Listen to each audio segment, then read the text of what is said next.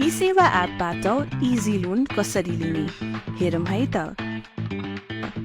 आफ्नो ईसेवाको होम पेजमा जानुहोस्, लोन एन्ड इन्भेस्टमेन्टमा रहेको इजी लोनमा क्लिक गर्नुहोस्।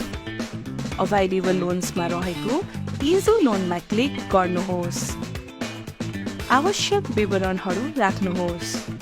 रु 50,000 देखि रु 2 लाखसम्मको लोन अमाउन्ट, तपाईको इमेल एड्रेस, तपाईको जन्म मिति, तपाईको जेन्डर, यी सबै विवरणहरू राखी प्रोसिड गर्नुहोस्। इएमआई भुक्तानीको पाए पर्ने मिति चयन गरी प्रोसिड गर्नुहोस्। सम्पूर्ण विवरणहरू पूर्ण चेक जाँच गरी प्रोसिड गर्नुहोस्। टर्म्स एन्ड कन्डिसन्समा अग्री गरी अघि बढ्नुहोस्। आफ्नो 4 अङ्कको एमपिन राखी कन्फर्म गर्नुहोस्। तपाईको मोबाइल नम्बरमा आएको 6 अङ्कको ओटिपी राखी प्रक्रिया पूरा गर्नुहोस्। ओटिपी प्रक्रिया पूरा भएपछि लोन अमाउन्ट तपाईको ईसेवा अकाउन्टमा जम्मा हुनेछ।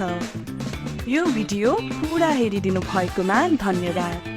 केही समस्या भएमा हाम्रो कस्टमर केयरमा सम्पर्क गर्न सक्नुहुनेछ। यो भिडियोलाई लाइक, कमेन्ट तथा सेयर गरिदिनुहोला।